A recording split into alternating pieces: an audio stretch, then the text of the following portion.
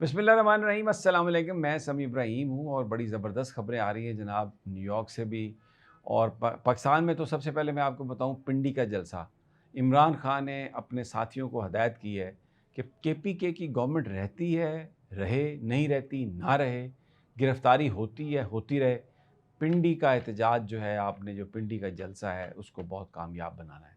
हफ्ते वाले दिन पूरी कौम, पूरा पाकिस्तान, केपीके सब लोग निकलें और ये भरपूर एहतजाज होगा। अगर जलसे का एनओसी नहीं दिया जाता तो पीटीआई भरपूर एहतजाज करेगी, किसी तरीके से कंप्रोमाइज़ नहीं करेगी।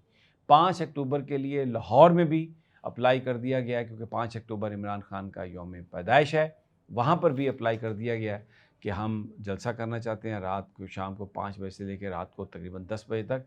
और यहाँ पर भी लियाकत बाग खान साहब ने ये पूरे वर्कर्स को, कायदीन को, अपने जो टिकट होल्डर्स हैं, जो एमएनए एमपीएस जीते हुए हैं, सबको ये कहा है कि आपने आना है। ख़ानदानों से कहा है, ख़वातीन से कहा है, बच्चों से कहा है, बड़ों से कहा है, बूढ़ों से कहा है कि आप सब लोग निकलें। अब वक्त है, आपने अदलिया को बचाना है, वगरना ये काजी फ़ायज़ ईसा अदलिया को भी खा जाएगा। और ये जो नाजायज़ हुकूमत है, ये बिल्कुल आपकी जो आज़ादी है उसको सलब करना चाहती है, आपको दोबारा ग़ुलाम बनाना चाहती है, और किसी तरह भी कंप्रोमाइज़ नहीं होगा। मेरी ज़िंदगी रहे ना रहे, मैं बचूँ ना बचूँ, अब पाकिस्तानियों बाहर निकल आओ और अपने आप को बचाओ। बहुत एक बड़ा जज्बाती बयान है इमरान खान का। और मैंने यहाँ पर पिंडी में लोगों से बात की है, नौजवानों से बात की है। मैं आपको ये बता रहा हूँ, मैं पूरे पाकिस्तान को ये बता रहा हूँ, पूरी दुनिया में जहाँ जहाँ मेरी आवाज़ जा रही है, मैं आपको बता रहा हूँ कि लोग चार्ज हो चुके हैं यहाँ पे। अगर इन्होंने रास्ते बंद भी कर दिए तो ये लाखों की तादाद में जो रावलपिंडी इस्लामाबाद के बासी हैं, ये इकट्ठे होंगे और ये एक बहुत बड़ा एहतजाज होने जा रहा है, एक तारीखी एहतजाज होने जा रहा है। ये एक लॉन्ग मार्च है, एक तरह से ये लॉन्ग मार्च है, मैं आपको बताऊं।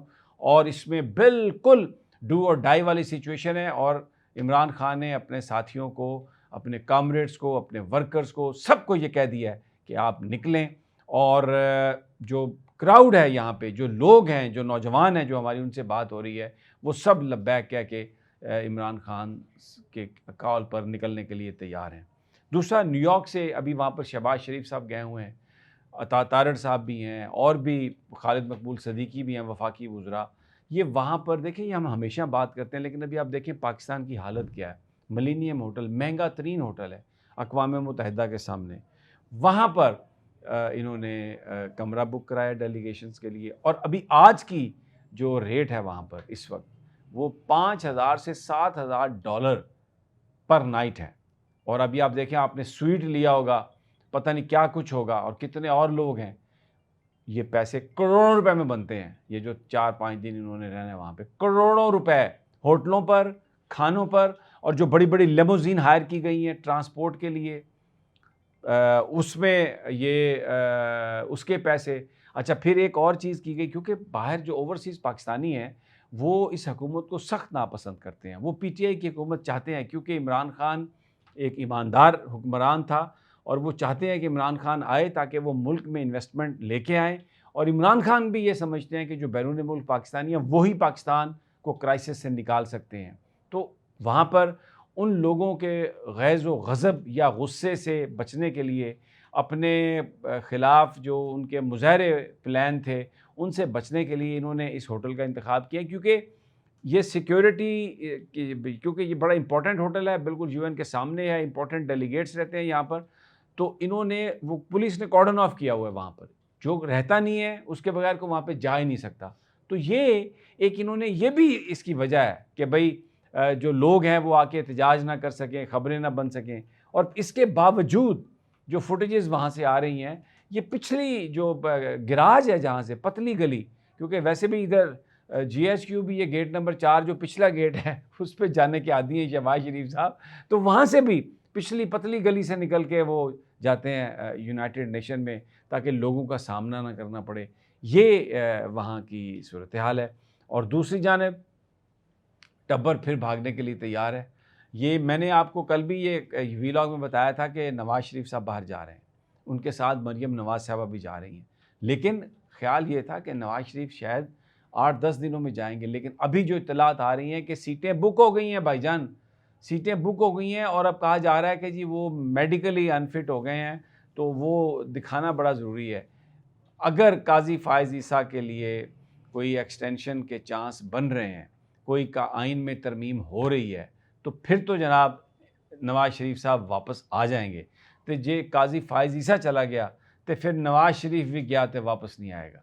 और मरियम नवाज़ उनके साथ जा रही हैं, और जाने की साथ वजह यही है कि वहाँ पर ही फ़ैसला होगा सारा। अच्छा, अभी ये लंदन क्योंकि जा रहे हैं, तो पहले सुना है अब ये जा रहे हैं, तो 27 को मेरा ख़्याल है जब शहबाज शरीफ साहब लंदन वापस आएँगे, तो वो लंदन रुकेंगे, अपने भाई से मिलेंगे, वहाँ पर ये बैठेंगे। मैं आपको पहले बता चुका हूँ कि इम्पोर्टेंट तकर्री पर इनकी बात नहीं मानी गई, तो उस पर भी बड़े ये परेशान हैं और बड़े ये खफ़ा हैं।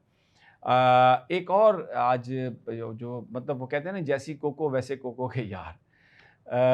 जो काज़ी फ़ाइज़ ईसा साहब की हमायत करते हुए या उनकी लाइन को टो करते हुए हमें जजेस नज़र आते हैं, आम हालात में भी वो कुछ ऐसी बातें करते हैं जो शायद सच पर मबनी नहीं है। अब ये जैसे जमाल खान मंदोखेल जो हैं, इन्होंने ये कहा कि ये तासुर दिया गया, कोर्ट रिपोर्टर्स ने दिया कि शायद मैं अवेलेबल नहीं हूँ, तो इसलिए वो उस इम्पोर्टेंट मुकदमे की नहीं हो सकी समाअत। ऐसा नहीं है, मैं तो मौजूद था। लेकिन ये अदील सरफराज हमारे दोस्त हैं, उन्होंने ट्वीट किया है जिसमें जो सुप्रीम कोर्ट की वजाहत है उसको आप पढ़ लें। साफ नज़र आ रहा है कि जमाल खान बंदोखेल अपने चचा के इंतकाल की वजह से अदम दस्तयाब थे, तो इसलिए इस समाअत को जो है वो मुलतवी कर दिया गया। एक और इम्पोर्टेंट अपडेट आपको मैं दे देता हूँ। जस्टिस बाबर सत्तार ने वज़ारत दिफ़ा से ये जवाब मांग लिया है कि ये बताइए कि ये दिफ़ाई जो तज्ज़िया निगार हैं, टीवी पर आते हैं, आके अपना तज्ज़िया पेश करते हैं, इसकी लिस्ट ISPR क्यों फ़ाइनल करता है? ISPR जो फ़ौज के तर्जुमान इदारा है, वो चैनल्स को कहता है कि जब भी कोई दिफ़ाई मामला हो तो उस पे जो लिस्ट हम आपको देंगे दिफ़ाई तबसरा निगारों की, रिटायर्ड जनरल्स की या वकला की, आप उनमें से लोगों को लें।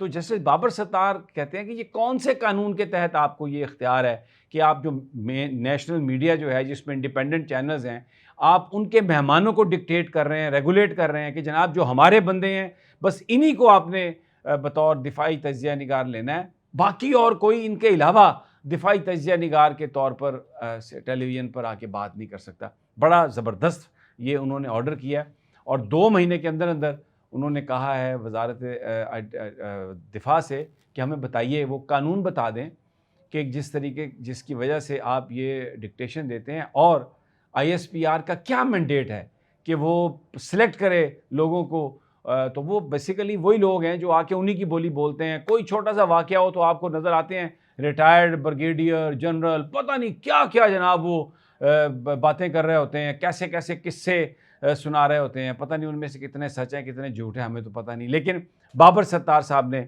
मांग ली उनसे रिपोर्ट कि ये बताइए किस कानून के तहत आप ये कर रहे हैं। इजाज़त के लिए वीडियो तक, अल्लाह निगहबान।